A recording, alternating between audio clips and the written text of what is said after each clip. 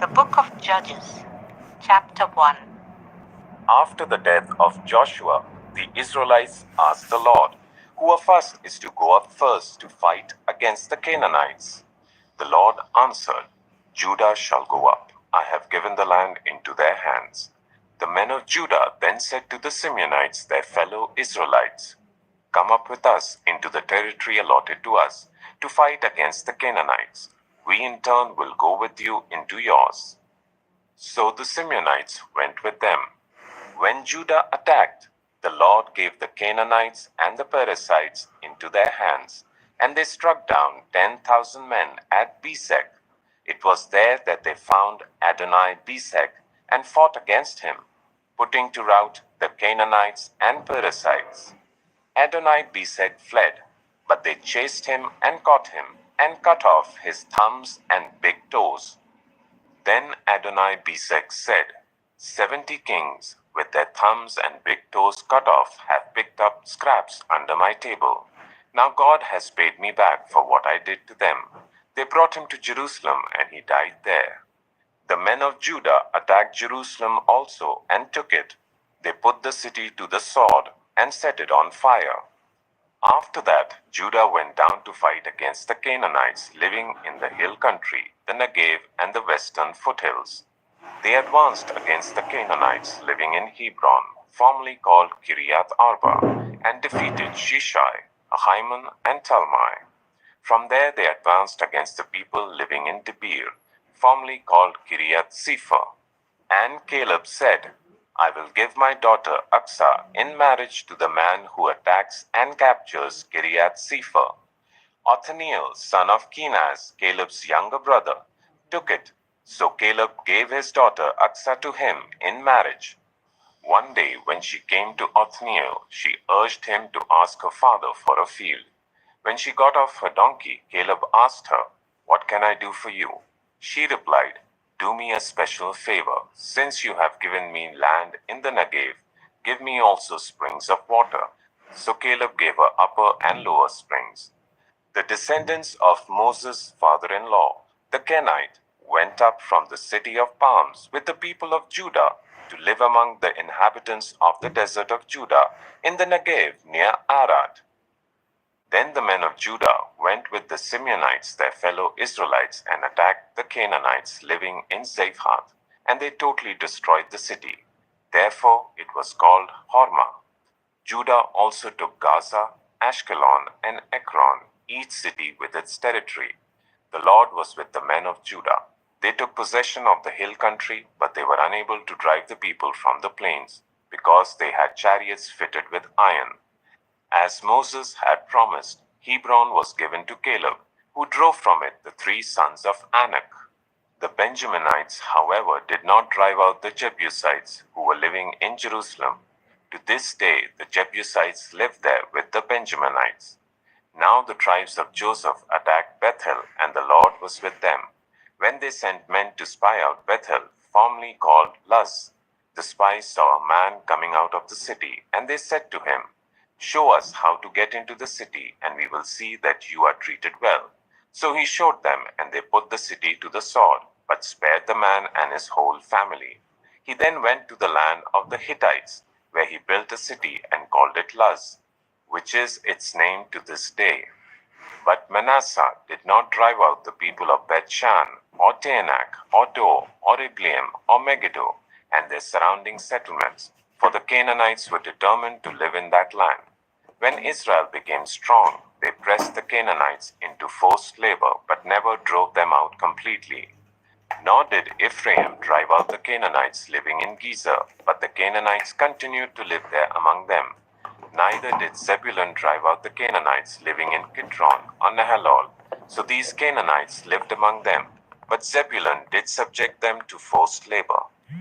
Nor did Asher drive out those living in Akko, or Sidon, or Alah, or Aksib, or Helba, or Aphek, or Rehob. The Asherites lived among the Canaanite inhabitants of the land, because they did not drive them out. Neither did Naphtali drive out those living in Beth-shemesh or Beth-anath. But the Naphtalites too lived among the Canaanite inhabitants of the land, and those living in Beth Shemesh and Beth Anath became forced laborers for them. The Amorites confined the Danites to the hill country, not allowing them to come down into the plain. And the Amorites were determined also to hold out in Mount Heres, Ajalon, and Shalbeam. But when the power of the tribes of Joseph increased, they too were pressed into forced labor. The boundary of the Amorites was from Scorpion Pass to Selah and beyond. Judges 2. The angel of the Lord went up from Gilgal to Bochim and said, I brought you up out of Egypt and led you into the land that I swore to give to your ancestors. I said, I will never break my covenant with you, and you shall not make a covenant with the people of this land, but you shall break down their altars. Yet you have disobeyed me. Why have you done this? And I have also said, I will not drive them out before you. They will become traps for you, and their gods will become snares to you. When the angel of the Lord had spoken these things to all the Israelites, the people wept aloud, and they called that place Bochim. There they offered sacrifices to the Lord. After Joshua had dismissed the Israelites, they went to take possession of the land, each to their own inheritance. The people served the Lord throughout the lifetime of Joshua and of the elders who outlived him, and who had seen all the great things the Lord had done for Israel. Joshua, son of Nun, the servant of the Lord, died at the age of 110. And they buried him in the land of his inheritance at Timnath Heres in the hill country of Ephraim, north of Mount Gaash.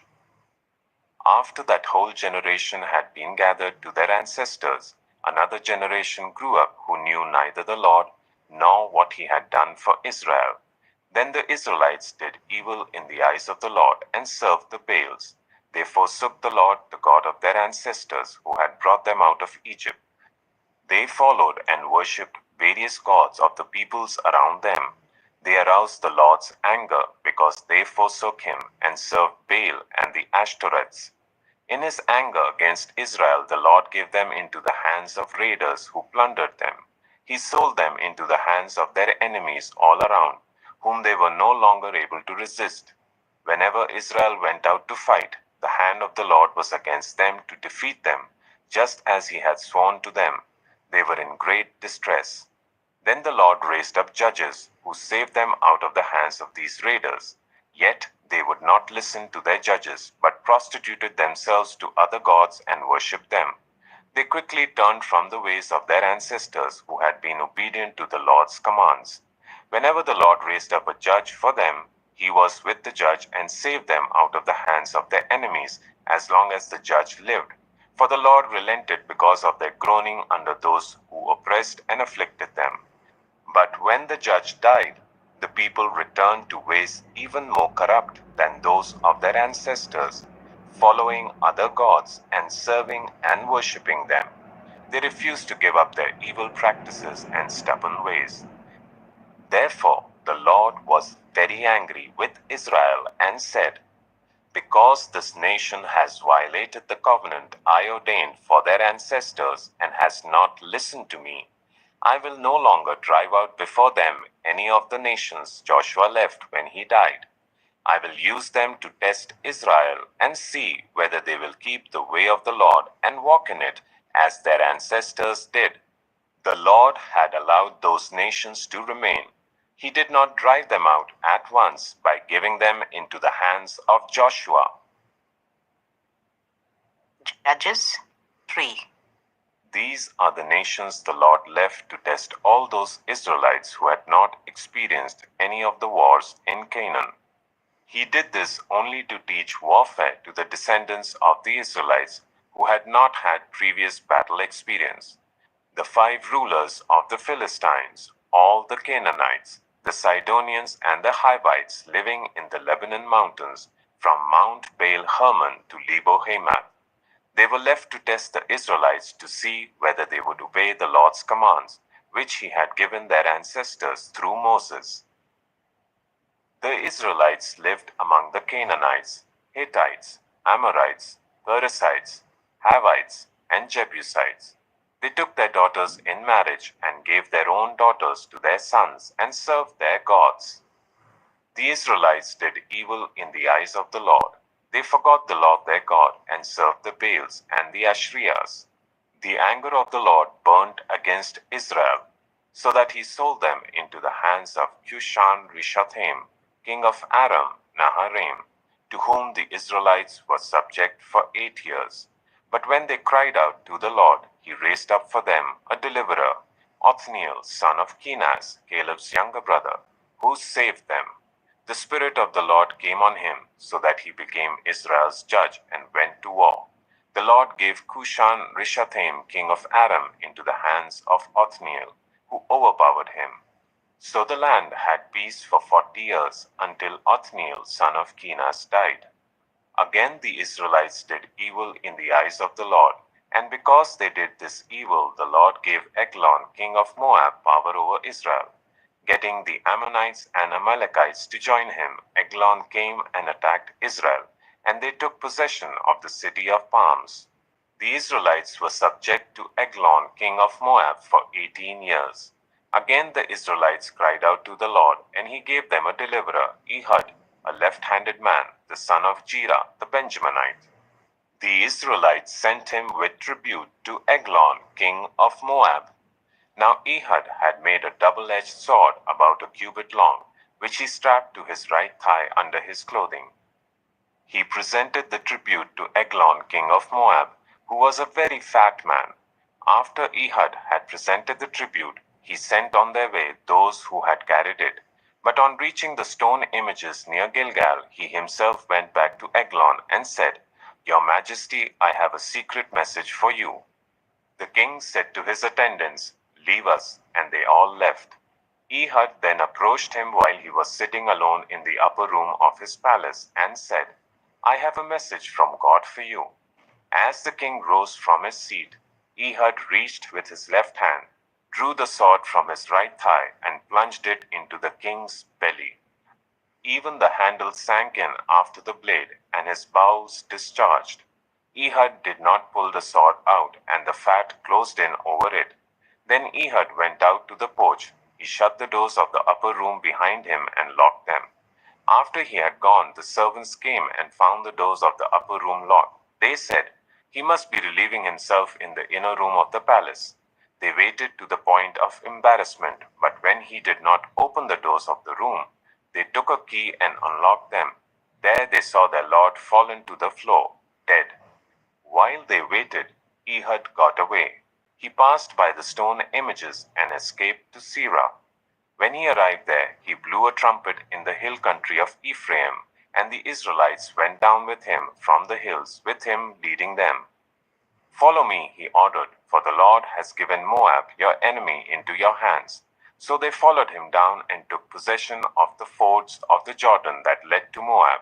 They allowed no one to cross over. At that time they struck down about 10,000 Moabites, all vigorous and strong. Not one escaped. That day Moab was made subject to Israel, and the land had peace for 80 years. After Ehud came Shamgar, son of Anath, who struck down 600 Philistines with an ox goad. He too saved Israel. Judges 4. Again the Israelites did evil in the eyes of the Lord, now that Ehud was dead. So the Lord sold them into the hands of Jabin, king of Canaan, who reigned in Hazor. Sisera, the commander of his army, was based in Harosheth Hagoyim. Because he had 900 chariots fitted with iron and had cruelly oppressed the Israelites for 20 years, they cried to the Lord for help. Now Deborah, a prophet, the wife of Lapidoth, was leading Israel at that time. She held court under the palm of Deborah between Ramah and Bethel in the hill country of Ephraim, and the Israelites went up to her to have the disputes decided. She sent for Barak, son of Abinoam, from Kedesh in Naphtali, and said to him, "The Lord, the God of Israel, commands you, go, take with you 10,000 men of Naphtali and Zebulun, and lead them up to Mount Tabor. I will lead Sisera, the commander of Jabin's army, with his chariots and his troops to the river Kishon and give him into your hands. Barak said to her, If you go with me, I will go. But if you don't go with me, I won't go. Certainly I will go with you, said Deborah. But because of the course you are taking, the honor will not be yours, for the Lord will deliver Sisera into the hands of a woman. So Deborah went with Barak to Kedesh. There Barak summoned Zebulun and Naphtali, and 10,000 men went up under his command. Deborah also went up with him. Now Heber the Kenite had left the other Kenites, the descendants of Hobab, Moses' brother-in-law, and pitched his tent by the great tree in Zaanannim near Kedesh. When they told Sisera that Barak son of Abinoam had gone up to Mount Tabor, Sisera summoned from Harosheth Hagoyim to the river Kishon all his men and his 900 chariots fitted with iron. Then Deborah said to Barak, Go, this is the day the Lord has given Sisera into your hands. Has not the Lord gone ahead of you? So Barak went down Mount Tabor with 10,000 men following him. At Barak's advance, the Lord routed Sisera and all his chariots and army by the sword, and Sisera got down from his chariot and fled on foot. Barak pursued the chariots and army as far as Harosheth Hagoyim, and all Sisera's troops fell by the sword. Not a man was left. Sisera meanwhile fled on foot to the tent of Jael, the wife of Heber the Kenite, because there was an alliance between Jabin king of Hazor and the family of Heber the Kenite. Jael went out to meet Sisera and said to him, Come, my lord, come right in. Don't be afraid. So he entered her tent, and she covered him with a blanket. I am thirsty, he said. Please give me some water. She opened a skin of milk, gave him a drink, and covered him up. Stand in the doorway of the tent, he told her. If someone comes and asks you, Is anyone in there? Say no. But Jael, Heber's wife, picked up a tent peg and a hammer and went quietly to him while he lay fast asleep, exhausted. She drove the peg through his temple into the ground, and he died. Just then Barak came by in pursuit of Sisera, and Jael went out to meet him.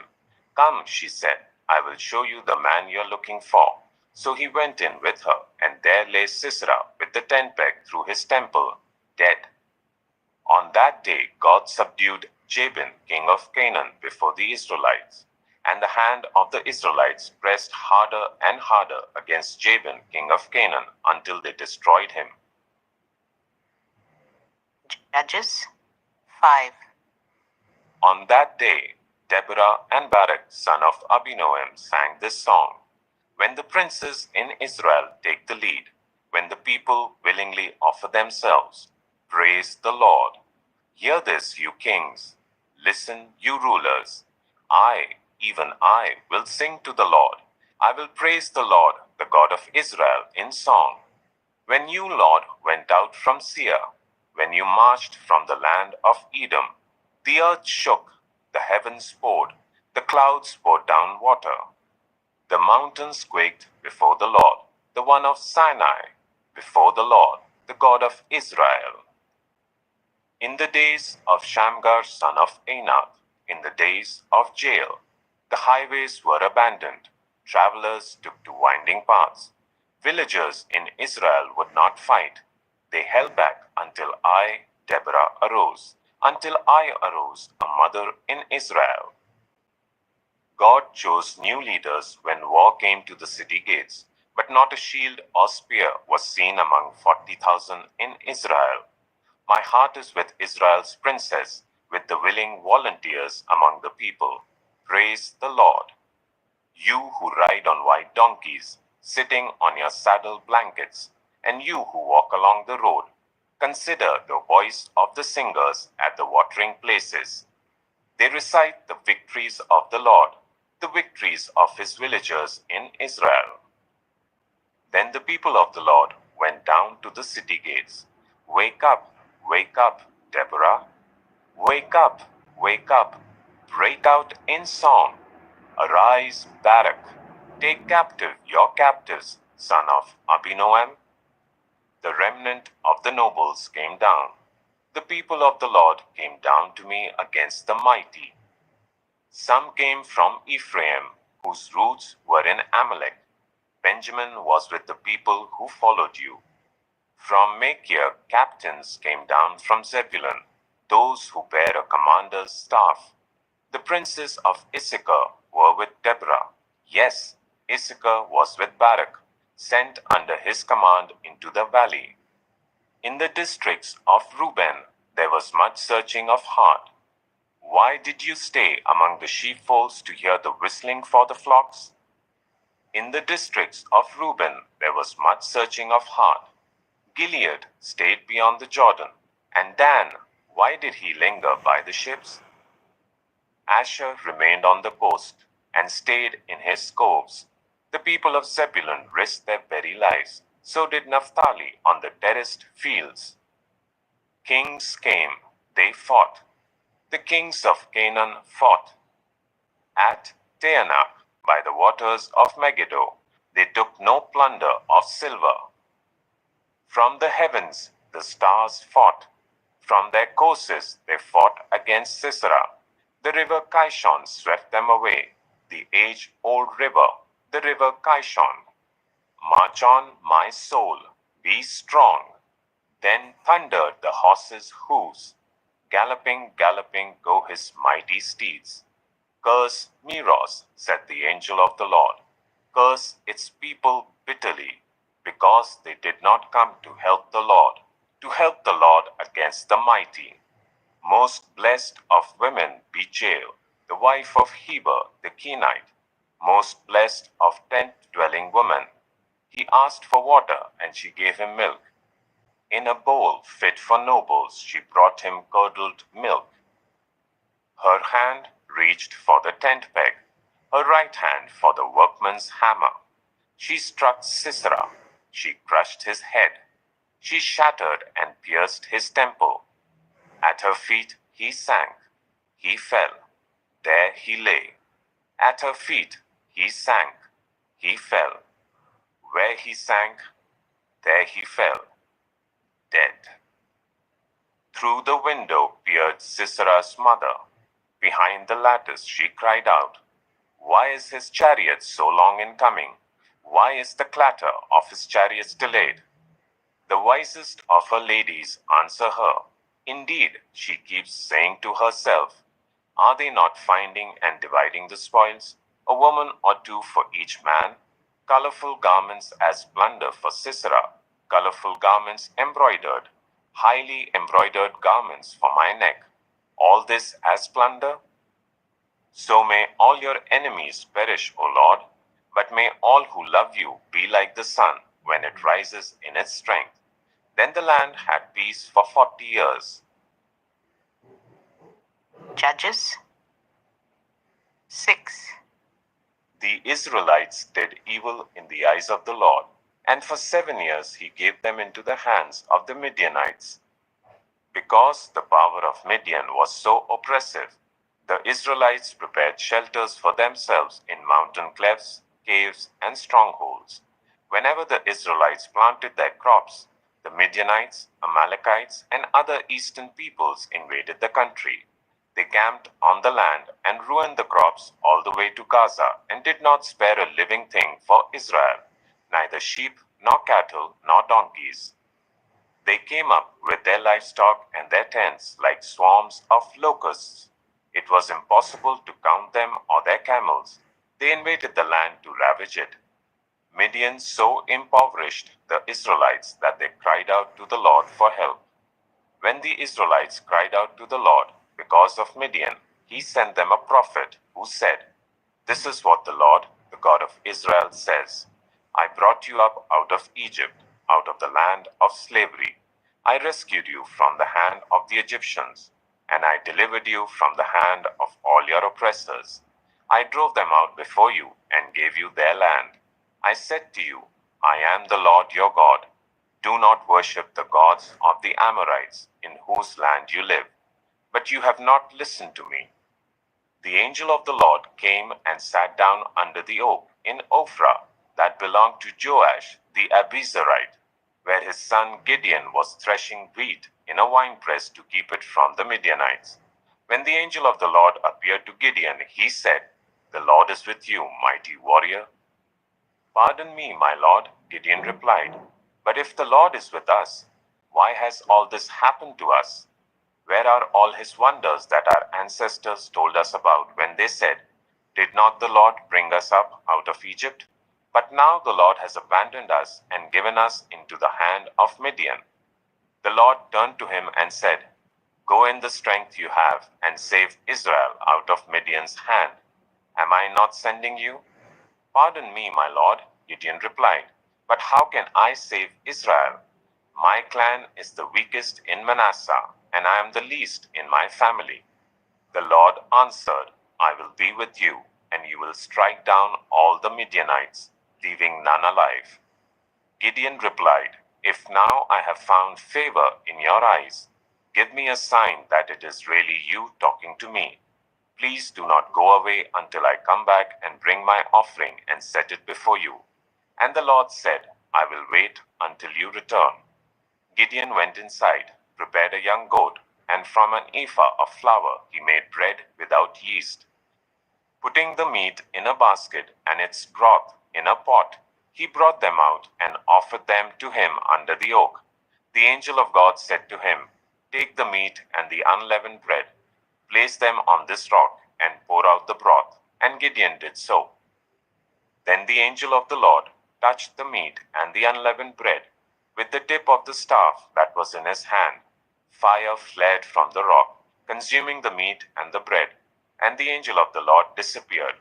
When Gideon realized that it was the angel of the Lord, he exclaimed, "Alas, sovereign Lord, I have seen the angel of the Lord face to face." But the Lord said to him, "Peace, do not be afraid. You are not going to die." So Gideon built an altar to the Lord there and called it, "The Lord is Peace."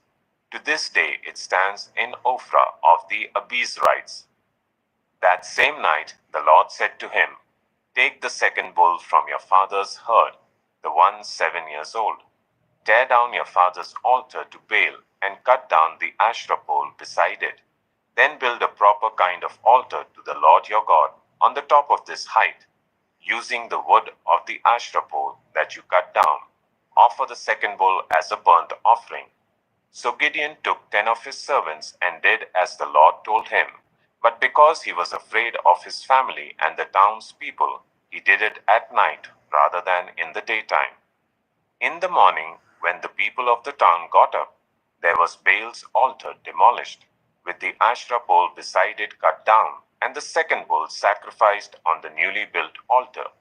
They asked each other, "Who did this?"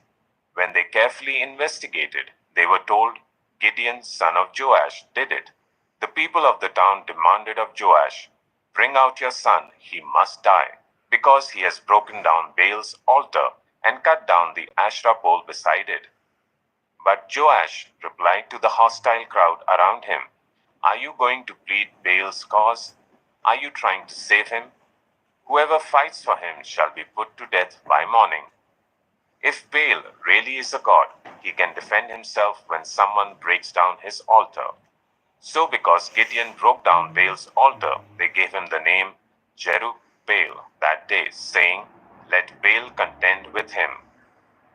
Now all the Midianites, Amalekites, and other eastern peoples joined forces and crossed over the Jordan and camped in the valley of Jezreel.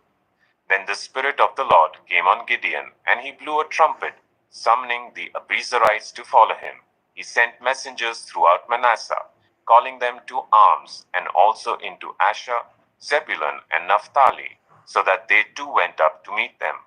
Gideon said to God, "If you will save Israel by my hand as you have promised, look, I will place a wool fleece on the threshing floor. If there is dew only on the fleece and all the ground is dry, then I will know that you will save Israel by my hand as you said." And that is what happened. Gideon rose early the next day.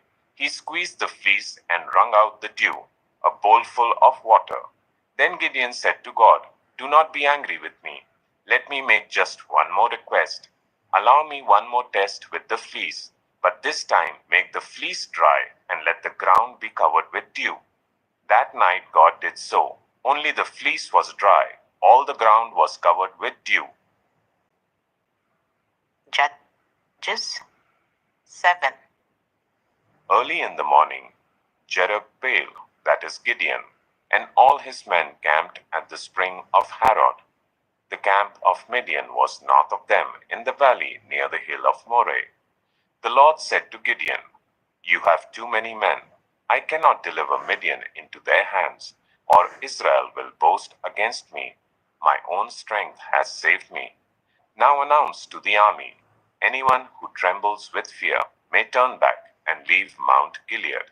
So 22,000 men left, while 10,000 remained. But the Lord said to Gideon, "There are still too many men.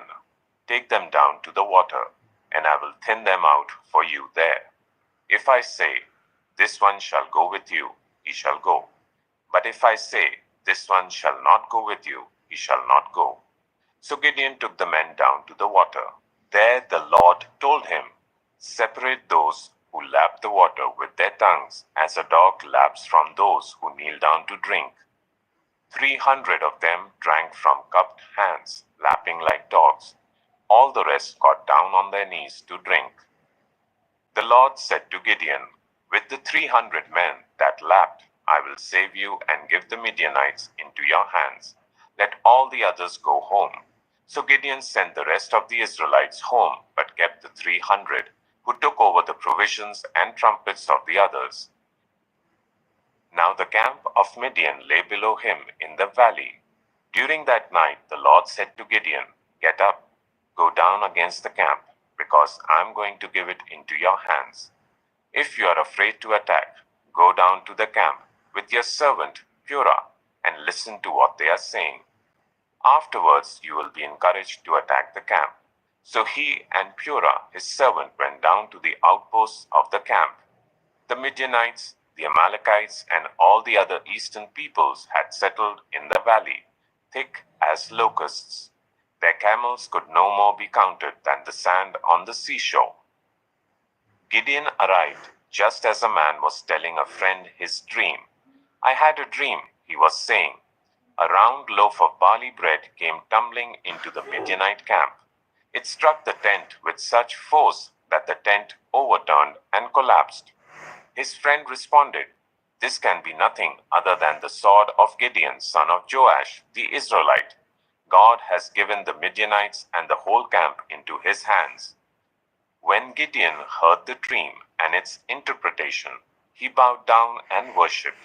He returned to the camp of Israel and called out, "Get up, the Lord has given the Midianite camp into your hands." Dividing the 300 men into 3 companies, he placed trumpets and empty jars in the hands of all of them, with torches inside. "Watch me," he told them. "Follow my lead. When I get to the edge of the camp, do exactly as I do. When I and all who are with me blow our trumpets, then from all round the camp blow yours and shout, 'For the Lord and for Gideon.'" Gideon and the 100 men with him reached the edge of the camp at the beginning of the middle watch. Just after they had changed the guard, they blew their trumpets and broke the jars that were in their hands. The 3 companies blew the trumpets and smashed the jars. Grasping the torches in their left hands and holding in their right hands the trumpets they were to blow, they shouted, "A sword for the Lord and for Gideon," while each man held his position round the camp. All the Midianites ran, crying out as they fled. When the 300 trumpets sounded, the Lord caused the men throughout the camp to turn on each other with their swords. The army fled to Beth Shittah towards Zererah, as far as the border of Abel Meholah near Tabath. Israelites from Naphtali, Asher, and all Manasseh were called out, and they pursued the Midianites. Gideon sent messengers throughout the hill country of Ephraim, saying, "Come down against the Midianites and seize the waters of the Jordan ahead of them as far as Beth-barah." So all the men of Ephraim were called out, and they seized the waters of the Jordan as far as Beth-barah. They also captured two of the Midianite leaders, Oreb and Zeeb. They killed Oreb at the rock of Oreb and Zeeb at the winepress of Zeeb. They pursued the Midianites and brought the heads of Oreb and Zeeb to Gideon, who was by the Jordan. Judges 8. Now the Ephraimites asked Gideon, "Why have you treated us like this? Why didn't you call us when you went to fight Midian?" And they challenged him vigorously. But he answered them, "What have I accomplished compared to you? Aren't the gleanings of Ephraim's grapes better than the full grape harvest of Abiezer? God gave Oreb and Zeeb, the Midianite leaders, into your hands. What was I able to do compared to you?" At this, their resentment against him subsided. Gideon and his 300 men, exhausted yet keeping up the pursuit, came to the Jordan and crossed it. He said to the men of Succoth, "Give my troops some bread. They are worn out, and I am still pursuing Zebah and Zalmunna, the kings of Midian." But the officials of Succoth said, "Do you already have the hands of Zebah and Zalmunna in your possession? Why should we give bread to your troops?" Then Gideon replied, "Just for that, when the Lord has given Zebah and Zalmunna into my hand, I will tear your flesh with desert thorns and briars." From there he went up to Peniel and made the same request of them. But they answered as the men of Succoth had. So he said to the men of Peniel, "When I return in triumph, I will tear down this tower." Now Zebah and Zalmunna were in Karkor with a force of about 15,000 men, all that were left of the armies of the eastern peoples. 120,000 swordsmen had fallen.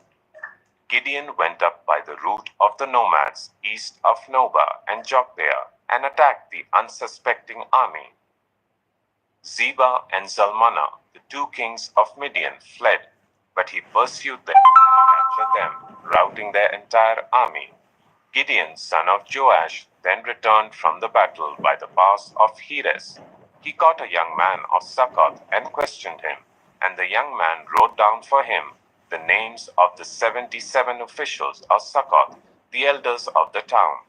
Then Gideon came and said to the men of Succoth, "Here are Zebah and Zalmunna, about whom you taunted me by saying, 'Do you already have the hands of Zebah and Zalmunna in your possession?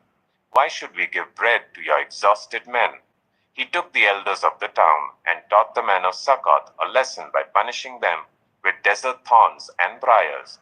He also pulled down the tower of Peniel and killed the men of the town. Then he asked Zebah and Zalmunna, "What kind of men did you kill at Tabor?" "Men like you," they answered, "each one with the bearing of a prince." Gideon replied, "Those were my brothers, the sons of my own mother. As surely as the Lord lives, if you had spared their lives, I would not kill you." Turning to Jether, his eldest son, he said, "Kill them." But Jether did not draw his sword, because he was only a boy and was afraid. Zebah and Zalmunna said, "Come, do it yourself. As is the man, so is his strength." So Gideon stepped forward and killed them, and took the ornaments of their camels' necks. The Israelites said to Gideon, "Rule over us, you, your son, and your grandson, because you have saved us from the hand of Midian." But Gideon told them, "I will not rule over you, nor will my son rule over you. The Lord will rule over you."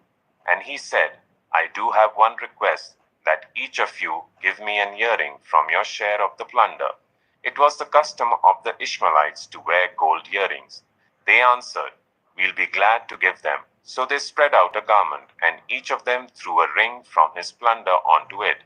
The weight of the gold rings he asked for came to 1,700 shekels, not counting the ornaments, the pendants, and the purple garments worn by the kings of Midian, or the chains that were on their camels' necks.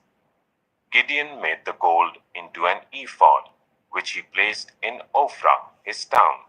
All Israel prostituted themselves by worshipping it there, and it became a snare to Gideon and his family. Thus Midian was subdued before the Israelites and did not raise its head again. During Gideon's lifetime, the land had peace for 40 years. Jerubbaal, son of Joash, went back home to live. He had 70 sons of his own, for he had many wives. His concubine, who lived in Shechem, also bore him a son, whom he named Abimelech. Gideon, son of Joash, died at a good old age, and was buried in the tomb of his father Joash in Ophrah of the Abiezrites. No sooner had Gideon died than the Israelites again prostituted themselves to the Baals. They set up Baal Beereth as their god, and did not remember the Lord their God, who had rescued them from the hands of all their enemies on every side. They also failed to show any loyalty to the family of Jerubbaal, that is Gideon, in spite of all the good things he had done for them. Judges 9. Abimelech, son of Jerubbaal, went to his mother's brothers in Shechem and said to them, and to all his mother's clan, "Ask all the citizens of Shechem, which is better for you, to have all 70 of Jerubbaal's sons rule over you, or just one man? Remember, I am your flesh and blood." When the brothers repeated all this to the citizens of Shechem, they were inclined to follow Abimelech, for they said, "He is related to us." They gave him 70 shekels of silver from the temple of Baal Berith, and Abimelech used it to hire reckless scoundrels who became his followers. He went to his father's home in Ophrah, and on one stone murdered his 70 brothers, the sons of Jerubbaal. But Jotham, the youngest son of Jerubbaal, escaped by hiding. Then all the citizens of Shechem and Beth Milo gathered beside the great tree at the pillar in Shechem to crown Abimelech king. When Jotham was told about this, he climbed up on the top of Mount Gerizim and shouted to them, "Listen to me, citizens of Shechem, so that God may listen to you." One day the trees went out to anoint a king for themselves. They said to the olive tree, "Be our king." But the olive tree answered, "Should I give up my oil, by which both gods and humans are honored, to hold sway over the trees?" Next, the trees said to the fig tree, "Come and be our king." But the fig tree replied, "Should I give up my fruit, so good and sweet, to hold sway over the trees?" Then the trees said to the vine, "Come and be our king." But the vine answered, "Should I give up my wine, which cheers both gods and humans, to hold sway over the trees?" Finally, all the trees said to the thorn bush, "Come and be our king." The thorn bush said to the trees, "If you really want to anoint me king over you, come and take refuge in my shade. But if not, then let fire come out of the thorn bush and consume the cedars of Lebanon."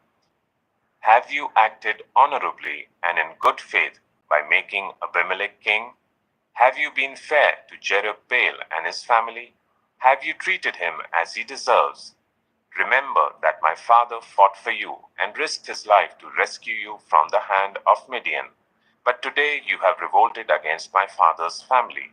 You have murdered his 70 sons on a single stone, and have made Abimelech, the son of his female slave, king over the citizens of Shechem, because he is related to you. So have you acted honorably and in good faith towards Jerubbaal and his family today? If you have, may Abimelech be your joy, and may you be his too. But if you have not, let fire come out from Abimelech and consume you, the citizens of Shechem and Beth Milo, and let fire come out from you, the citizens of Shechem and Beth Milo, and consume Abimelech. Then Jotham fled, escaping to Beer, and he lived there because he was afraid of his brother Abimelech. After Abimelech had governed Israel for 3 years, God stirred up animosity between Abimelech and the citizens of Shechem, so that they acted treacherously against Abimelech. God did this in order that the crime against Jerubbaal's 70 sons, the shedding of their blood, might be avenged on their brother Abimelech and on the citizens of Shechem who had helped him murder his brothers. In opposition to him, these citizens of Shechem set men on the hilltops to ambush and rob everyone who passed by, and this was reported to Abimelech. Now Gaal, son of Ebed, moved with his clan into Shechem, and its citizens put their confidence in him. After they had gone out into the fields and gathered the grapes and trodden them, they held a festival in the temple of their God. While they were eating and drinking, they cursed Abimelech. Then Gaal, son of Ebed, said, "Who is Abimelech, and why should we Shechemites be subject to him? Isn't he Jerubbaal's son, and isn't Zebul his deputy? Serve the family of Hamor, Shechem's father. Why should we serve Abimelech? If only this people were under my command, then I would get rid of him. I would say to Abimelech, 'Call out your whole army.'" When Zebul, the governor of the city, heard what Gaal, son of Ebed, said, he was very angry. Under cover, he sent messengers to Abimelech, saying, "Gaal, son of Ebed, and his clan have come to Shechem and are stirring up the city against you. Now then, during the night, you and your men should come and lie in wait in the fields. In the morning at sunrise, advance against the city. When Gaal and his men come out against you, seize the opportunity to attack them." So Abimelech and all his troops set out by night and took up concealed positions near Shechem in 4 companies. Now Gaal, son of Ebed, had gone out and was standing at the entrance of the city gate, just as Abimelech and his troops came out from their hiding place. When Gaal saw them, he said to Zebul, "Look, people are coming down from the tops of the mountains." Zebul replied, "You mistake the shadows of the mountains for men." But Gaal spoke up again, "Look, people are coming down from the central hill, and a company is coming from the direction of the diviner's tree." Then Zebul said to him, "Where is your big talk now? You who said, 'Who is Abimelech that we should be subject to him?' Aren't these the men you ridiculed? Go out and fight them." So Gaal led out the citizens of Shechem and fought Abimelech. Abimelech chased him all the way to the entrance of the gate, and many were killed as they fled. Then Abimelech stayed in Arumah, and Zebul drove Gaal and his clan out of Shechem. The next day the people of Shechem went out to the fields, and this was reported to Abimelech. So he took his men, divided them into 3 companies, and set an ambush in the fields. When he saw the people coming out of the city, he rose to attack them.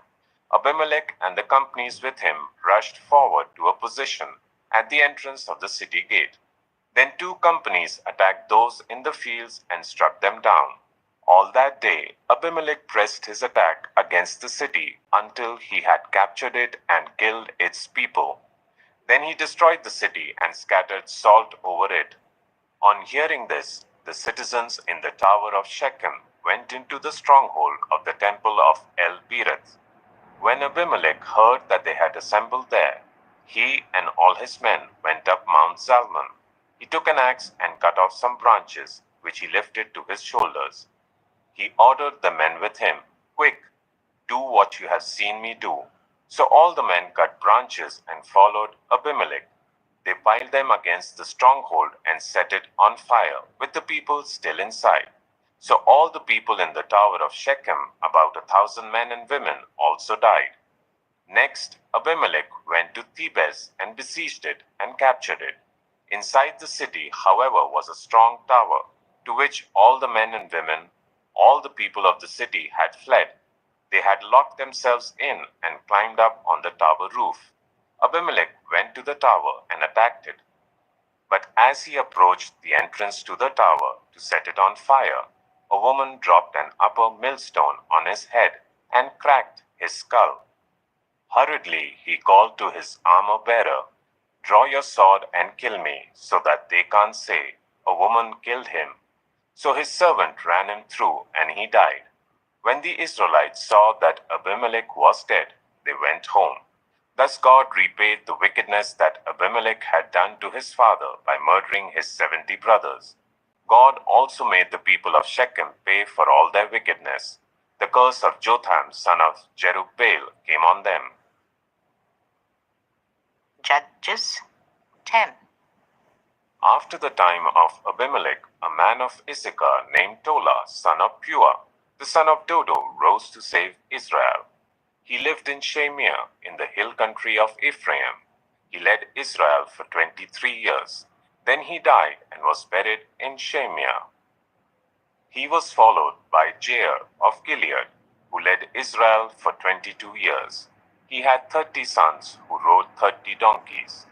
They controlled 30 towns in Gilead, which to this day are called Havoth Jair.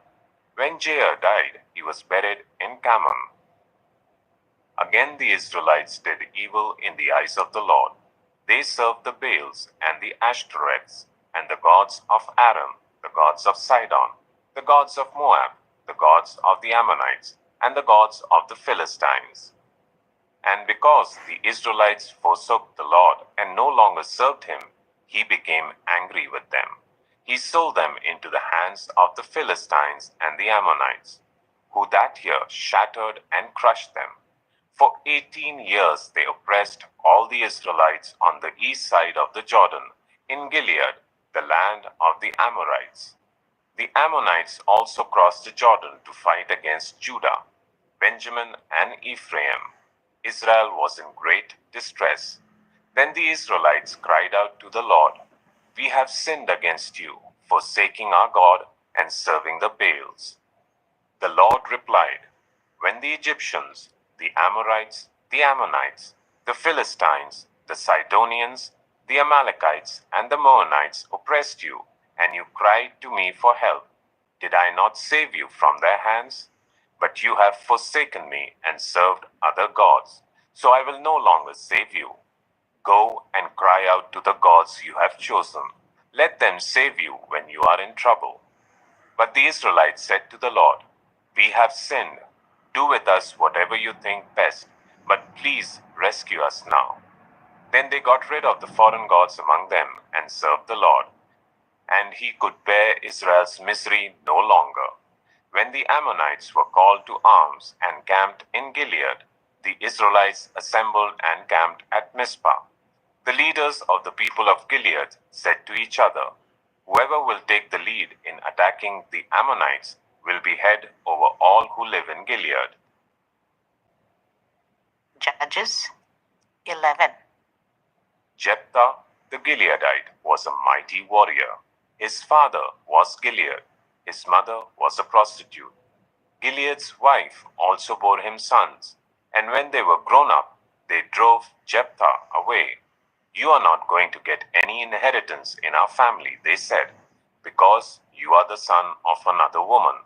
So Jephthah fled from his brothers and settled in the land of Tob, where a gang of scoundrels gathered around him and followed him. Some time later, when the Ammonites were fighting against Israel, the elders of Gilead went to get Jephthah from the land of Tob. "Come," they said, "be our commander, so we can fight the Ammonites." Jephthah said to them, "Didn't you hate me and drive me from my father's house? Why do you come to me now when you are in trouble?" The elders of Gilead said to him, "Nevertheless, we are turning to you now. Come with us to fight the Ammonites, and you will be head over all of us who live in Gilead." Jephthah answered, "Suppose you take me back to fight the Ammonites, and the Lord gives them to me. Will I really be your head?" The elders of Gilead replied, "The Lord is our witness. We will certainly do as you say." So Jephthah went with the elders of Gilead, and the people made him head and commander over them. And he repeated all his words before the Lord in Mizpah. Then Jephthah sent messengers to the Ammonite king with the question, "What do you have against me that you have attacked my country?" The king of the Ammonites answered Jephthah's messengers, "When Israel came up out of Egypt, they took away my land from the Arnon to the Jabbok, all the way to the Jordan. Now give it back peaceably." Jephthah sent back messengers to the Ammonite king, saying, "This is what Jephthah says. Israel did not take the land of Moab or the land of the Ammonites. But when they came up out of Egypt, Israel went through the wilderness to the Red Sea and on to Kadesh. Then Israel sent messengers to the king of Edom, saying, "Give us permission to go through your country." But the king of Edom would not listen. They sent also to the king of Moab, and he refused. So Israel stayed at Kadesh. Next, they traveled through the wilderness, skirted the lands of Edom and Moab, passed along the eastern side of the country of Moab, and camped on the other side of the Arnon. They did not enter the territory of Moab, for the Arnon was its border. Then Israel sent messengers to Sihon, king of the Amorites, who ruled in Heshbon, and said to him, "Let us pass through your country to our own place." Sihon, however, did not trust Israel to pass through his territory. He mustered all his troops and encamped at Jahaz and fought with Israel. Then the Lord, the God of Israel, gave Sihon and his whole army into Israel's hands, and they defeated them. Israel took over all the land of the Amorites who lived in that country, capturing all of it from the Arnon to the Jabbok, and from the desert to the Jordan. Now since the Lord, the God of Israel, has driven the Amorites out before his people Israel, what right have you to take it over? Will you not take what your God Chemosh gives you? Likewise, whatever the Lord our God has given us, we will possess. Are you any better than Balak, son of Zippor, king of Moab? Did he ever quarrel with Israel or fight with them? For 300 years Israel occupied Heshbon, Aroer, the surrounding settlements, and all the towns along the Arnon. Why didn't you retake them during that time? I have not wronged you, but you are doing me wrong by waging war against me. Let the Lord, the judge, decide the dispute this day between the Israelites and the Ammonites. The king of Ammon, however, paid no attention to the message Jephthah sent him. Then the Spirit of the Lord came on Jephthah. He crossed Gilead and Manasseh, passed through Mizpah of Gilead, and from there he advanced against the Ammonites. And Jephthah made a vow to the Lord, "If you give the Ammonites into my hands, whatever comes out of the door of my house to meet me when I return in triumph from the Ammonites will be the Lord's, and I will sacrifice it as a burnt offering." Then Jephthah went over to fight the Ammonites, and the Lord gave them into his hands. He devastated 20 towns, from Aroer to the vicinity of Minnith, as far as Abel Keramim. Thus Israel subdued Ammon. When Jephthah returned to his home in Mizpah, who should come out to meet him but his daughter, dancing to the sound of tambourines? She was an only child. Except for her, he had neither son nor daughter. When he saw her, he tore his clothes and cried, "Oh no, my daughter, you have brought me down, and I am devastated. I have made a vow to the Lord that I cannot break." "My father," she replied, "you have given your word to the Lord. Do to me just as you promised, now that the Lord has avenged you of your enemies, the Ammonites. But grant me this one request," she said. "Give me 2 months to roam the hills and weep with my friends, because I will never marry." "You may go," he said, and he let her go for 2 months. She and her friends went into the hills and wept because she would never marry. After the 2 months, she returned to her father, and he did to her as he had vowed, and she was a virgin. From this comes the Israelite tradition that each year the young women of Israel go out for 4 days to commemorate the daughter of Jephthah, the Gileadite. Judges 12. The Ephraimite forces were called out, and they crossed over to Zaphon. They said to Jephthah, "Why did you go to fight the Ammonites without calling us to go with you? We are going to burn down your house over your head."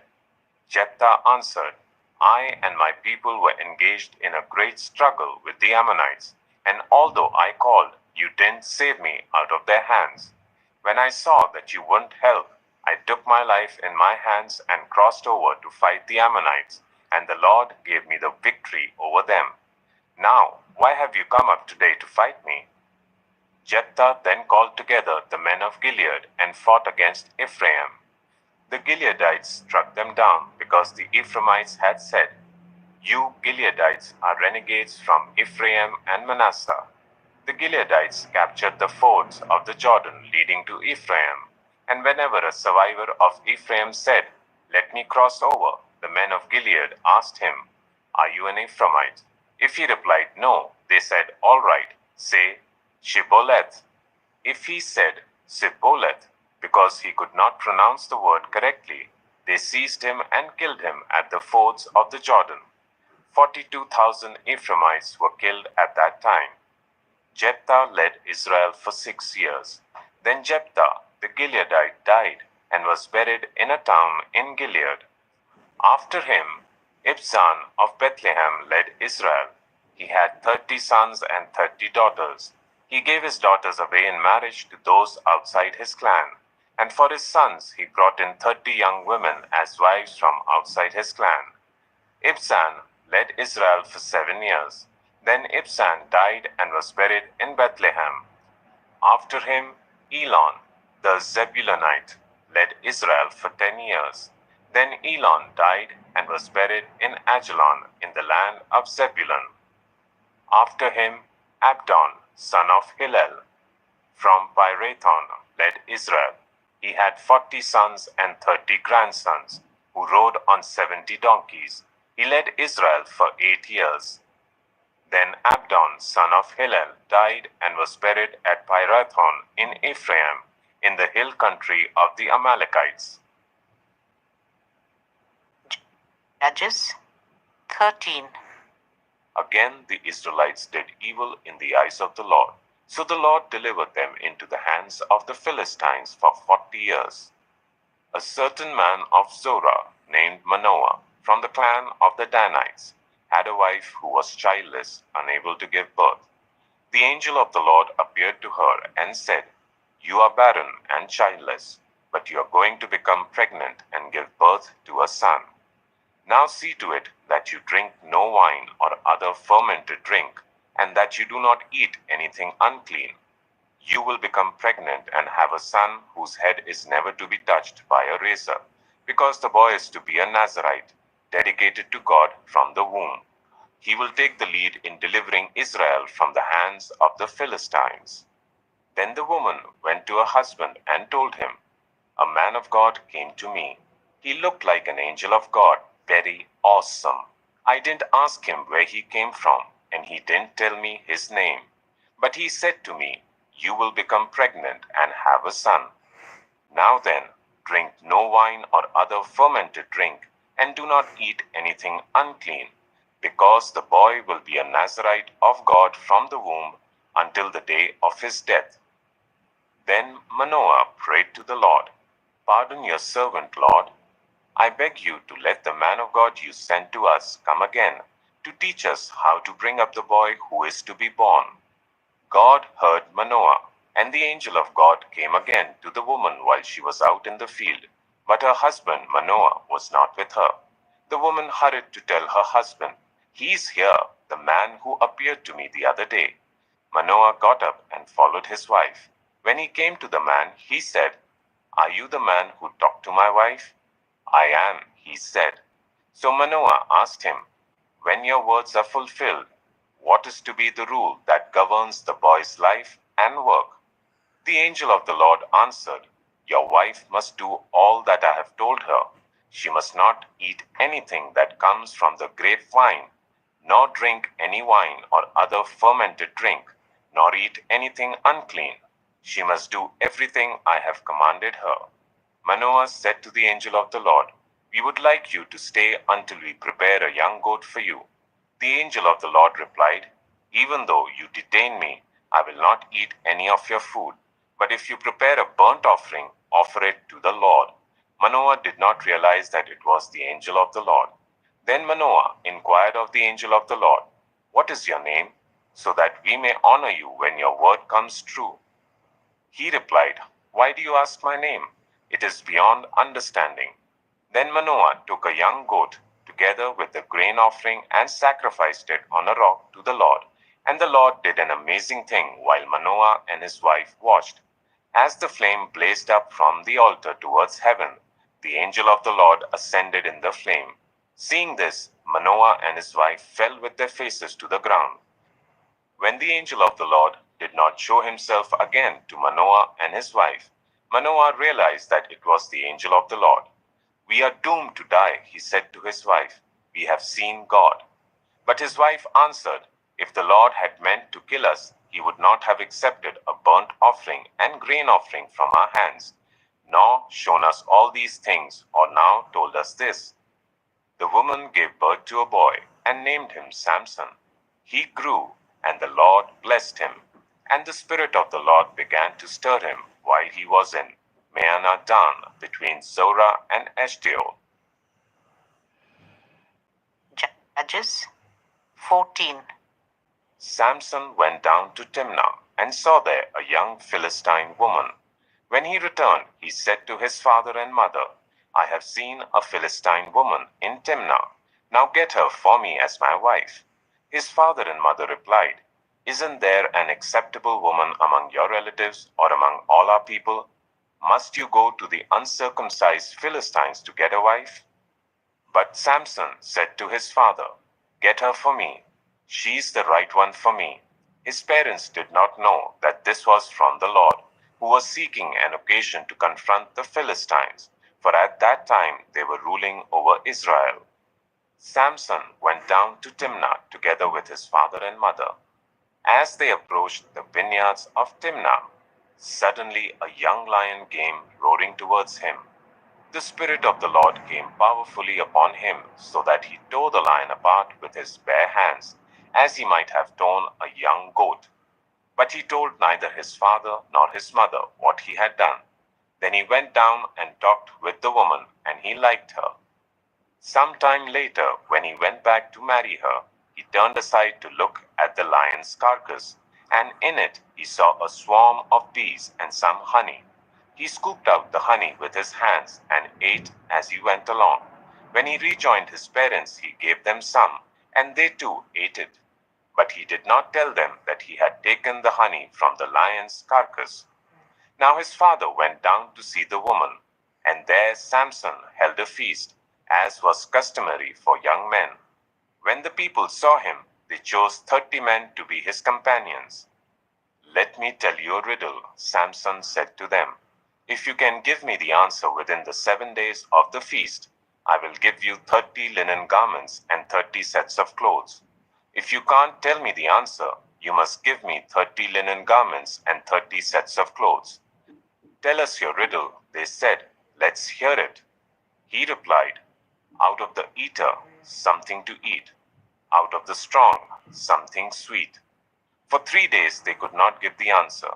On the 4th day, they said to Samson's wife, "Coax your husband into explaining the riddle for us, or we will burn you and your father's household to death. Did you invite us here to steal our property?" Then Samson's wife threw herself on him, sobbing, "You hate me. You don't really love me. You've given my people a riddle, but you haven't told me the answer." "I haven't even explained it to my father or mother," he replied. "So why should I explain it to you?" She cried the whole 7 days of the feast. So on the 7th day he finally told her, because she continued to press him. She in turn explained the riddle to her people. Before sunset on the 7th day, the men of the town said to him, "What is sweeter than honey? What is stronger than a lion?" Samson said to them, "If you had not plowed with my heifer, you would not have solved my riddle." Then the Spirit of the Lord came powerfully upon him. He went down to Ashkelon, struck down 30 of their men, stripped them of everything, and gave their clothes to those who had explained the riddle. Burning with anger, he returned to his father's home. And Samson's wife was given to one of his companions who had attended him at the feast. Judges 15. Later on, at the time of wheat harvest, Samson took a young goat and went to visit his wife. He said, "I'm going to my wife's room," but her father would not let him go in. "I was so sure you hated her," he said, "that I gave her to your companion. Isn't her younger sister more attractive? Take her instead." Samson said to them, This time I have a right to get even with the Philistines. I will really harm them. So he went out and caught 300 foxes and tied them tail to tail in pairs. He then fastened a torch to every pair of tails, lit the torches, and let the foxes loose in the standing corn of the Philistines. He burnt up the shocks and standing corn, together with the vineyards and olive groves. When the Philistines asked who did this, they were told, Samson, the Timnite's son-in-law, because his wife was given to his companion. So the Philistines went up and burnt her and her father to death. Samson said to them, Since you have acted like this, I swear that I won't stop until I get my revenge on you. He attacked them viciously and slaughtered many of them. Then he went down and stayed in a cave in the rock of Etam. The Philistines went up and camped in Judah, spreading out near Lehi. The people of Judah asked, Why have you come to fight us? We have come to take Samson prisoner, they answered, to do to him as he did to us. Then 3,000 men from Judah went down to the cave in the rock of Etam and said to Samson, Don't you realize that the Philistines are rulers over us? What have you done to us? He answered, I merely did to them what they did to me. They said to him, We have come to tie you up and hand you over to the Philistines. Samson said, Swear to me that you won't kill me yourselves. Agreed, they answered. We will only tie you up and hand you over to them. We will not kill you. So they bound him with 2 new ropes and led him up from the rock. As he approached Lehi, the Philistines came towards him shouting. The Spirit of the Lord came powerfully upon him. The ropes on his arms became like charred flax, and the bindings dropped from his hands. Finding a fresh jawbone of a donkey, he grabbed it and struck down 1,000 men. Then Samson said, With a donkey's jawbone I have made donkeys of them. With a donkey's jawbone I have killed 1,000 men. When he finished speaking, he threw away the jawbone, and the place was called Ramath Lehi. Because he was very thirsty, he cried out to the Lord, You have given your servant this great victory. Must I now die of thirst and fall into the hands of the uncircumcised? Then God opened up the hollow place in Lehi, and water came out of it.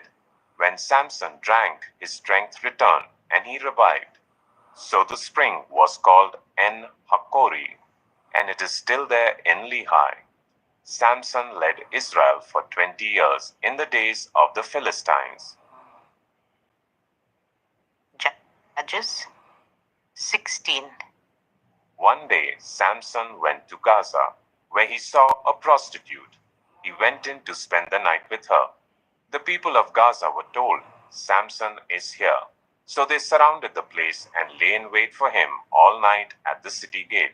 They made no move during the night, saying, At dawn we'll kill him.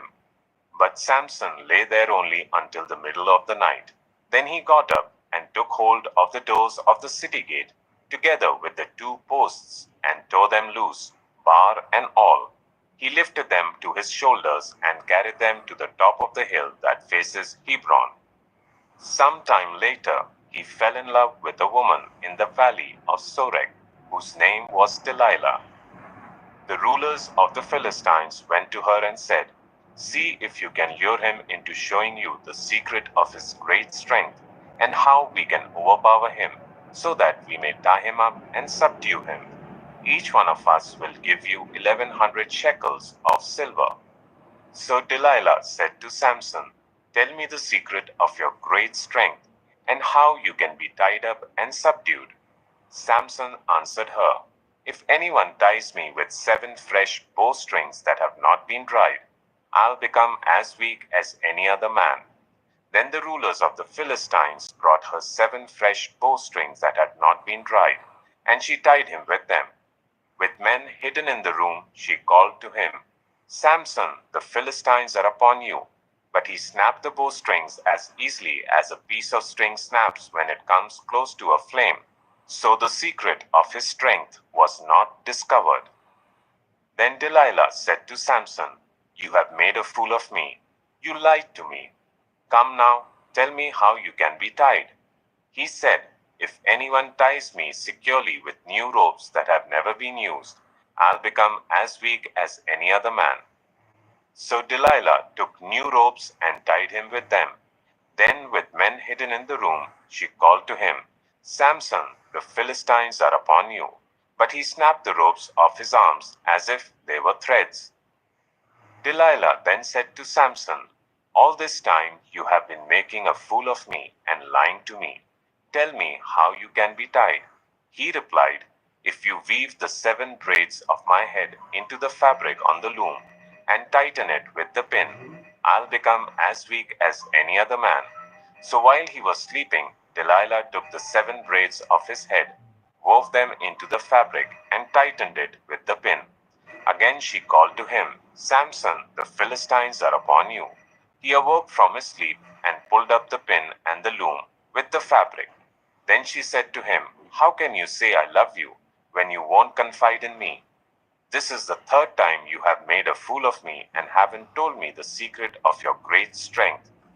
With such nagging she prodded him day after day, until he was sick to death of it. So he told her everything. "No razor has ever been used on my head," he said, "because I have been a Nazarite dedicated to God from my mother's womb. If my head were shaved, my strength would leave me, and I would become as weak as any other man." When Delilah saw that he had told her everything, she sent word to the rulers of the Philistines, "Come back once more. He has told me everything." So the rulers of the Philistines returned with the silver in their hands. After putting him to sleep on her lap, she called for someone to shave off the 7 braids of his hair, and so began to subdue him, and his strength left him. Then she called, "Samson, the Philistines are upon you." He awoke from his sleep and thought, "I'll go out as before and shake myself free." But he did not know that the Lord had left him. Then the Philistines seized him, gouged out his eyes, and took him down to Gaza. Binding him with bronze shackles, they set him to grinding corn in the prison. But the hair of his head began to grow again after it had been shaved. Now the rulers of the Philistines assembled to offer a great sacrifice to Dagon their god, and to celebrate, saying, "Our God has delivered Samson, our enemy, into our hands." When the people saw him, they praised their God, saying, "Our God has delivered our enemy into our hands, the one who laid waste our land and multiplied our slain." While they were in high spirits, they shouted, "Bring out Samson to entertain us." So they called Samson out of the prison, and he performed for them. When they stood him among the pillars, Samson said to the servant who held his hand, "Put me where I can feel the pillars that support the temple, so that I may lean against them." Now the temple was crowded with men and women. All the rulers of the Philistines were there, and on the roof were about 3,000 men and women watching Samson perform. Then Samson prayed to the Lord, "Sovereign Lord, remember me. Please, God, strengthen me just once more, and let me with one blow get revenge on the Philistines for my 2 eyes." Then Samson reached towards the 2 central pillars on which the temple stood. Bracing himself against them, his right hand on the one and his left hand on the other, Samson said, "Let me die with the Philistines." Then he pushed with all his might, and down came the temple on the rulers and all the people in it. Thus he killed many more when he died than while he lived. Then his brothers and his father's whole family went down to get him. They brought him back and buried him between Zorah and Eshtaol in the tomb of Manoah his father. He had led Israel for 20 years. Judges 17. Now a man named Micah from the hill country of Ephraim said to his mother, "The 1,100 shekels of silver that were taken from you, and about which I heard you utter a curse, I have that silver with me. I took it." Then his mother said, "The Lord bless you, my son." When he returned the 1,100 shekels of silver to his mother, she said, I solemnly consecrate my silver to the Lord for my son to make an image overlaid with silver. I will give it back to you." So after he returned the silver to his mother, she took 200 shekels of silver and gave them to a silversmith, who used them to make the idol. And it was put in Micah's house. Now this man Micah had a shrine, and he made an ephod and some household gods, and installed one of his sons as his priest. In those days Israel had no king. Everyone did as they saw fit. A young Levite from Bethlehem in Judah, who had been living within the clan of Judah, left that town in search of some other place to stay. On his way, he came to Micah's house in the hill country of Ephraim. Micah asked him, "Where are you from?" "I am a Levite from Bethlehem in Judah," he said, "and I am looking for a place to stay." Then Micah said to him, "Live with me and be my father and priest, and I'll give you 10 shekels of silver a year, your clothes and your food." So the Levite agreed to live with him, and the young man became like one of his sons to him. Then Micah installed the Levite, and the young man became his priest, and lived in his house. And Micah said, "Now I know that the Lord will be good to me, since this Levite has become my priest." Judges 18. In those days, Israel had no king. And in those days, the tribe of the Danites was seeking a place of their own where they might settle, because they had not yet come into an inheritance among the tribes of Israel. So the Danites sent 5 of their leading men from Zorah and Eshtaol to spy out the land and explore it. These men represented all the Danites. They told them, "Go, explore the land."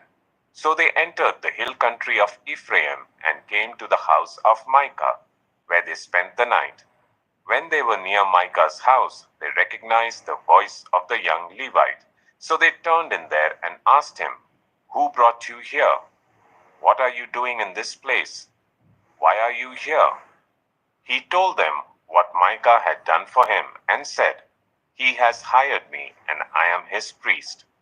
Then they said to him, "Please inquire of God to learn whether our journey will be successful." The priest answered them, "Go in peace. Your journey has the Lord's approval." So the 5 men left and came to Laish, where they saw that the people were living in safety like the Sidonians, at peace and secure. And since their land lacked nothing, they were prosperous. Also, they lived a long way from the Sidonians and had no relationship with anyone else. When they returned to Zorah and Eshtaol, their fellow Danites asked them, "How did you find things?" They answered, "Come on, let's attack them. We have seen the land and it is very good. Aren't you going to do something? Don't hesitate to go there and take it over. When you get there, you will find an unsuspecting people and a spacious land that God has put into your hands, a land that lacks nothing whatever." Then 600 men of the Danites, armed for battle, set out from Zorah and Eshtaol. On their way, they set up camp near Kiriath Jearim in Judah. This is why the place west of Kiriath Jearim is called Mahane Dan to this day. From there they went on to the hill country of Ephraim and came to Micah's house. Then the 5 men who had spied out the land of Laish said to their fellow Danites, "Do you know that one of these houses has an ephod, some household gods, and an image overlaid with silver? Now you know what to do." So they turned in there and went to the house of the young Levite at Micah's place and greeted him. The 600 Danites, armed for battle, stood at the entrance of the gate. The 5 men who had spied out the land went inside and took the idol, the ephod, and the household gods, while the priest and the 600 armed men stood at the entrance of the gate. When the 5 men went into Micah's house and took the idol, the ephod, and the household gods, the priest said to them, "What are you doing?" They answered him, "Be quiet. Don't say a word. Come with us and be our father and priest. Isn't it better that you serve a tribe and clan in Israel as priest rather than just one man's household?" The priest was very pleased. He took the ephod, the household gods, and the idol and went along with the people, putting their little children, their livestock, and their possessions in front of them. They turned away and left. When they had gone some distance from Micah's house, the men who lived near Micah were called together and overtook the Danites. As they shouted after them, the Danites turned and said to Micah, "What's the matter with you, that you called out your men to fight?" He replied, "You took the gods I made and my priest and went away. What else do I have? How can you ask, what's the matter with you?" The Danites answered, "Don't argue with us, or some of the men may get angry and attack you, and you and your family will lose your lives." So the Danites went their way, and Micah, seeing that they were too strong for him, turned round and went back home. Then they took what Micah had made, and his priest, and went on to Laish against a people at peace and secure. They attacked them with the sword and burned down their city. There was no one to rescue them because they lived a long way from Sidon and had no relationship with anyone else. The city was in a valley near Beth Rehob. The Danites rebuilt the city and settled there. They named it Dan after their ancestor Dan, who was born to Israel, though the city used to be called Laish. There the Danites set up for themselves the idol, and Jonathan, son of Gershom, the son of Moses, and his sons were priests for the tribe of Dan until the time of the captivity of the land. They continued to use the idol Micah had made.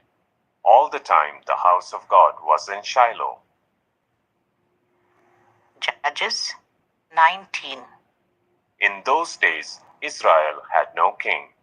Now a Levite who lived in a remote area in the hill country of Ephraim took a concubine from Bethlehem in Judah. But she was unfaithful to him. She left him and went back to her parents' home in Bethlehem, Judah. After she had been there for 4 months, her husband went to her to persuade her to return. He had with him his servant and 2 donkeys. She took him into her parents' home, and when her father saw him, he gladly welcomed him. His father-in-law, the woman's father, prevailed on him to stay, so he remained with him 3 days, eating and drinking and sleeping there. On the 4th day, they got up early, and he prepared to leave. But the woman's father said to his son-in-law, "Refresh yourself with something to eat, then you can go." So the 2 of them sat down to eat and drink together. Afterwards, the woman's father said, "Please stay tonight and enjoy yourself." And when the man got up to go, his father-in-law persuaded him, so he stayed there that night. On the morning of the 5th day, when he rose to go, the woman's father said, "Refresh yourself, wait till afternoon." So the 2 of them ate together. Then when the man with his concubine and his servant got up to leave, his father-in-law, the woman's father, said, "Now look, it's almost evening. Spend the night here. The day is nearly over. Stay and enjoy yourself. Early tomorrow morning you can get up and be on your way home."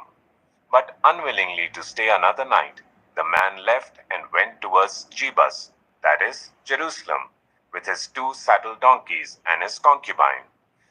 When they were near Jebus and the day was almost gone, the servant said to his master, "Come, let's stop at this city of the Jebusites and spend the night." His master replied, "No, we won't go into any city whose people are not Israelites. We will go on to Gibeah." He added, "Come, let's try to reach Gibeah or Ramah and spend the night in one of those places." So they went on, and the sun set as they neared Gibeah in Benjamin. There they stopped to spend the night. They went and sat in the city square, but no one took them in for the night. That evening an old man from the hill country of Ephraim, who was living in Gibeah, the inhabitants of the place were Benjaminites, came in from his work in the fields.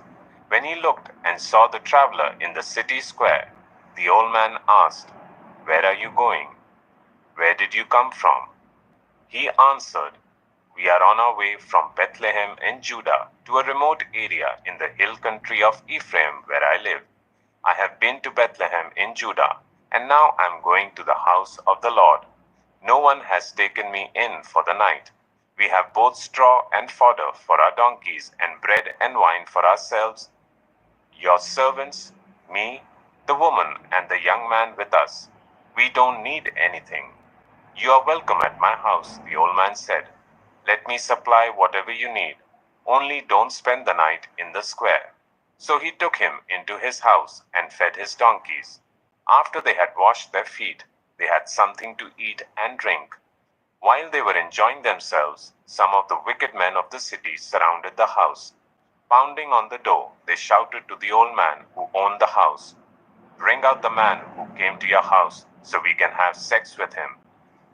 The owner of the house went outside and said to them, "No, my friends, don't be so vile. Since this man is my guest, don't do this outrageous thing. Look, here is my virgin daughter and his concubine. I will bring them out to you now, and you can use them and do to them whatever you wish. But as for this man, don't do such an outrageous thing." But the men would not listen to him. So the man took his concubine and sent her outside to them, and they raped her and abused her throughout the night. And at dawn, they let her go. At daybreak, the woman went back to the house where her master was staying, fell down at the door, and lay there until daylight. When her master got up in the morning and opened the door of the house and stepped out to continue on his way, there lay his concubine fallen in the doorway of the house, with her hands on the threshold. He said to her, "Get up, let's go." But there was no answer. Then the man put her on his donkey and set out for home. When he reached home, he took a knife and cut up his concubine, limb by limb, into 12 parts and sent them into all the areas of Israel. Everyone who saw it was saying to one another, "Such a thing has never been seen or done, not since the day the Israelites came up out of Egypt. Just imagine, we must do something, so speak up." Judges 20. Then all Israel from Dan to Beersheba and from the land of Gilead came together as one and assembled before the Lord in Mizpah. The leaders of all the people of the tribes of Israel took their places in the assembly of God's people, 400,000 men armed with swords. The Benjaminites heard that the Israelites had gone up to Mizpah. Then the Israelites said, "Tell us how this awful thing happened." So the Levite, the husband of the murdered woman, said, "I and my concubine came to Gibeah in Benjamin to spend the night. During the night, the men of Gibeah came after me and surrounded the house, intending to kill me. They raped my concubine and she died. I took my concubine, cut her into pieces, and sent one piece to each region of Israel's inheritance because they committed this lewd and outrageous act in Israel. Now all you Israelites, speak up and tell me what you have decided to do." All the men rose up together as one, saying, "None of us will go home. No, not one of us will return to his house. But now this is what we'll do to Gibeah. We'll go up against it in the order decided by casting lots. We'll take 10 men out of every 100 from all the tribes of Israel, and 100 from 1,000, and 1,000 from 10,000, to get provisions for the army. Then, when the army arrives at Gibeah in Benjamin, it can give them what they deserve for this outrageous act done in Israel." So all the Israelites got together and united as one against the city. The tribes of Israel sent messengers throughout the tribe of Benjamin, saying, "What about this awful crime that was committed among you? Now turn those wicked men of Gibeah over to us so that we may put them to death and purge the evil from Israel." But the Benjaminites would not listen to their fellow Israelites. From their towns they came together at Gibeah to fight against the Israelites. At once the Benjaminites mobilized 26,000 swordsmen from their towns, in addition to 700 able young men from those living in Gibeah. Among all these soldiers there were 700 select troops who were left-handed, each of whom could sling a stone at a hair and not miss. Israel, apart from Benjamin, mustered 400,000 swordsmen, all of them fit for battle. The Israelites went up to Bethel and inquired of God. They said, Who of us is to go up first to fight against the Benjaminites? The Lord replied, Judah shall go first. The next morning the Israelites got up and pitched camp near Gibeah. The Israelites went out to fight the Benjaminites and took up battle positions against them at Gibeah. The Benjaminites came out of Gibeah and cut down 22,000 Israelites on the battlefield that day. But the Israelites encouraged one another and again took up their positions where they had stationed themselves the first day. The Israelites went up and wept before the Lord until evening, and they inquired of the Lord. They said, Shall we go up again to fight against the Benjaminites, our fellow Israelites? The Lord answered, Go up against them. Then the Israelites drew near to Benjamin the second day. This time, when the Benjaminites came out from Gibeah to oppose them, they cut down another 18,000 Israelites, all of them armed with swords. Then all the Israelites, the whole army, went up to Bethel, and there they sat weeping before the Lord. They fasted that day until evening, and presented burnt offerings and fellowship offerings to the Lord. And the Israelites inquired of the Lord. In those days the ark of the covenant of God was there, with Phinehas, son of Eleazar, the son of Aaron, ministering before it. They asked, Shall we go up again to fight against the Benjaminites, our fellow Israelites, or not? The Lord responded, Go, for tomorrow I will give them into your hands. Then